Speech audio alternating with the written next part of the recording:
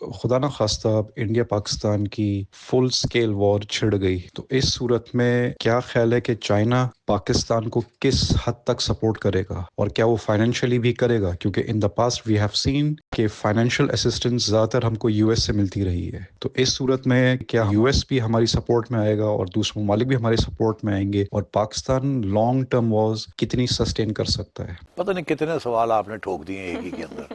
میں بھی چلاکی ہے بالکل، میں تو بھول ہی جاؤں گا by the end of it کہ کیا کیا آپ نے پوچھا. میں یاد کروا دوں گا، آپ یاد دلا دیجیے گا. اوکے. اچھا، بات یہ ہے جی، پہلے تو آیا کہ فل اسکیل وار. پہلی بات تو ہے کہ نو سچ تھنگ.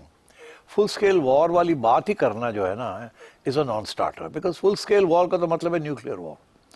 تو اگر نیوکلیئر وار ہوا تو یہ باقی سوال آپ کے سارے جو ہے نا فارغ ہو جائیں گے، اس کی ضرورت ہی نہیں پڑے گی اس کے جواب طلب کرنے کی. تو فل اسکیل وار والی بات ہی چھوڑ دیں. آگے آئے کہ اگر ایک اور کوئی لمیٹڈ وار ہو، کیونکہ جس کا خطرہ ہے، ایسکلیشن کا خطرہ ہے کہ انڈیا کی طرف سے ایسکلیشن ہوگی، جہاں چھوڑ کے گئے سے آگے بڑھیں گے اگلی دفعہ. تو پھر اس صورت میں کیا ہوگا؟ اب اس صورت میں پہلی بات تو یہ ہے کہ اس دفعہ تو ڈونلڈ ٹرمپ کود گئے، اور میرا خیال ہے اگلی دفعہ بھی اگر کوئی خطرناک سچویشن بننے لگی جیسے اس دفعہ بننے لگی تھی تو انٹرنیشنل کمیونٹی بھاگ دوڑ شروع کر دیتی ہے، بیکاز یہ نیوکلیئر آرمڈ اسٹیٹس ہیں، یہ عام اسٹیٹس نہیں ہیں. اور نیوکلیئر تھریشولڈ جسے کہتے ہیں وہ بہت جلدی اس کی طرف آپ پہنچ جاتے ہیں، جس قسم کی ٹیکنالوجی ہے ہمارے پاس اور جس قسم کی ٹیکنالوجی ان کے پاس ہے.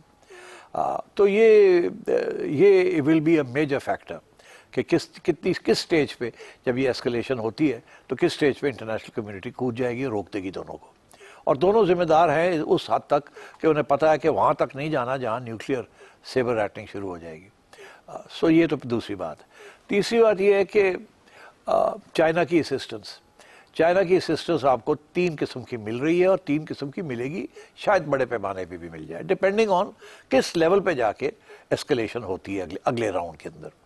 پہلا تو یہ ہے کہ چائنا آپ کو اس سے بھی بہتر ٹیکنالوجی ٹرانسفر کرے گا، اور کرنی شروع کر دی ہے اس نے. اس کے بہت سے پہلو ہیں، میرا خیال ہے ادھر جانے کی ضرورت نہیں ہے، آپ خود ہی جانتے ہوں گے، جس میں ایئر کرافٹس بھی ہیں، انٹیلیجنس سسٹمز بھی ہے، یوز آف سیٹلائٹس بھی ہے، میسائلز بھی ہیں، اینڈ جیمنگ ایکوپمنٹ ہے، الیکٹرانکس ہے، and also I T assistance. تو یہ تو بڑھے گا چائنا کا. اب تو چائنا کو جو 15 سال میں چائنا کو مارکیٹنگ اسٹریٹجی کے اوپر خرچ کرنا پڑتا اپنی ٹیکنالوجی بیچنے کے لیے، انہیں 3 دن کے اندر انہیں وہ مل گیا فرام پاکستان، اور ساری دنیا واہ واہ کر رہی ہے کہ یہ ہوا کیا ہے.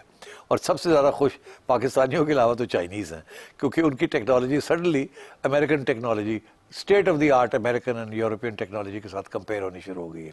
Not even Japanese but European and American state of the art technology, especially in weapons development.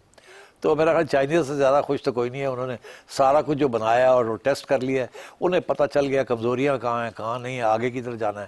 تو آپ سمجھیں کہ اربوں ڈالرز ان کو خرچ کرنے پڑتے ہیں اس کو ٹیسٹ کرنے کے لیے، during trials and drills and test exercise وغیرہ. انہیں ایک ریئل وار سچویشن کے اندر پتہ چل گیا ہے، and so now they will be improving on those. اور جیسے اب چائنیز ایکسپرٹس بھی یہ کہہ رہے ہیں اور انٹرنیشنل ایکسپرٹس بھی یہ کہہ رہے ہیں کہ چائنا جو ہے وہ کافی عرصے سے تھوڑا سا اگریسو مووز کر رہا ہے ریگارڈنگ تائیوان، کہ وہ کبھی نہیں اس نے اپنا ڈیمانڈ چھوڑا تائیوان کا. مگر کیونکہ وہاں ٹاپ امریکن ٹیکنالوجی بیسڈ ہے ریزسٹنس اور defence of Taiwan by the Americans, Japanese, Americans, Indians and Australians. تو میرا خیال ہے کہ China now feels very confident کہ they are on the right track اور they will be able to deal with the Taiwan issue purely in terms of the military balance. So میرا خیال ہے کہ دس ول کنٹینیو. تیسری چیز آپ نے پوچھا فائنینشیل، ڈپینڈ کرتا ہے. اگر انڈیا کامیاب ہو جاتا ہے to stop IMF and world bank and other financial institutions from giving us aid اور continuing to give us aid, جو میں سمجھتا ہوں ممکن نہیں ہے ان دا شارٹ ٹرم. آگے پتہ نہیں کیا ہوگا، بیکاز اٹ ڈپینڈس کہ کس قسم کی ایسکلیشن ہوگی اور کہاں ہم پہنچیں گے.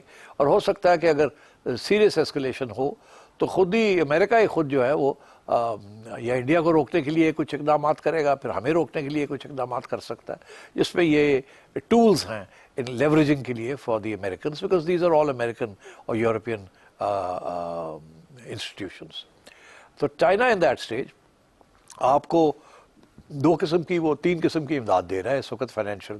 ایک تو اس نے آپ کو کچھ پیسے رکھوائے ہوئے ہیں اسٹیٹ بینک میں آپ کی ریزروز کے لیے. تو کیونکہ اس سچویشن کے اندر تجارت جو ہے وہ افیکٹ ہوتی ہے جب وار سچویشن ہوتی ہے، تو اگر وہ لانگ چلا 10 15 20 دن چلا تو مسئلہ بن سکتا ہے. تو چائنا اگر اس وقت اس کے دوران کوئی ڈیوز دینی ہے چائنا کی جو ایگزسٹنگ ڈیٹس ہیں weather in the state bank اور ویدر ان ادر ایریاز، تو میرا خیال ہے اس کے اوپر آپ کو مورٹوریم دے دے گا چائنا. اینڈ فائنلی سملرلی کیونکہ چائنا کی تو ہر سال سپیک ریلیٹڈ ڈیٹس ہیں تو چائنا ان کو پوسٹ پون بھی کر سکتا ہے. تو I think at every level I think the Chinese will step up. تیسری چیز یہ ملیٹریلی انڈیا کو آف سیٹ کرنے کے لیے انڈیا سے ایک بہت بڑی غلطی ہو گئی ہے، ان کو اب اس کا احساس ہو رہا ہے. وہ یہ غلطی یہ ہوئی ہے کہ انہوں نے تکلیف ہو رہی ہے کہ پاکستان اور انڈیا کو ہائفنیٹ کیوں کر دیا ہے. وہ تو ساری عمر یہی کوشش کرتے رہے انٹرنیشنل کمیونٹی کے ساتھ بھی کہ ہمیں ہائفنیٹ نہ کیا جائے. ایک تو اب ہم ہائفنیٹ ہو گئے، دوسرا ایک کشمیر انٹرنیشنلائز ہو گیا جو کہ وہ کہتے تھے کہ نہیں ہوگا. اور تیسری یہ بڑی اہم ڈیولپمنٹ ہے جس کی طرف زیادہ توجہ ابھی تک نہیں دی گئی اور میرا خیال ہے آگے دی جائے گی. وہ یہ ہے کہ پاکستان چائنا جو ہے وہ پہلے ہائفنیٹڈ تھا، اب مرج ہو گیا. یہ بڑا فرق ہے. پہلے چائنا اور پاکستان ہائفنیٹڈ تھے، چائنا اور پاکستان پارٹنرز تھے، اب وہ فیوژن ہو گئی ہے. آپ کو فرق پتہ ہے انگریزی کا پارٹنرشپ اور فیوژن کا؟ پارٹنرشپ ہوتی ہے آپ اپنی جگہ پہ ہم اپنی جگہ پہ، دوستی یاری ہاتھ ملاؤ، لینڈ دین کرو، سپورٹ کرو. فیوژن یہ ہوتی ہے کہ آپ کا ڈی این اے اور ان کا ڈی این اے مکس ہو جاتا ہے اور آپ ایک بن جاتے ہیں، فیوز ہو جاتے ہیں into the two entities become fused. So in critical areas China Pakistan اب بننے فیوژن کی طرف جا رہے ہیں جو کہ ایک زمانے میں 50s اور 60s کے اندر امریکہ اور پاکستان تھے. اب اس طریقے کے ساتھ چائنا اور پاکستان اگلے ڈیکیڈ کے اندر فیوژن کی طرف جائیں گے. It's a very very major development. And last very important، امریکہ نے انڈیا کو کھڑا کیا تھا اگینسٹ چائنا، کوآڈ کے اندر لے گئے. کوآڈ کا تو پرپز ہی یہی تھا کہ چائنا کو چیک کرنا ہے in the South China Sea and in that area. India کو کوشش کی تھی کہ ہیجمن بن جائے، چائنا کو آف سیٹ کرے، چائنا کو ہیجمن نہ بننے دے ان دس ریجن. انڈیا ہیجمن بننے کی کوشش کر رہا تھا اور ادھر امریکہ کے ساتھ ہاتھ ملا رہا تھا.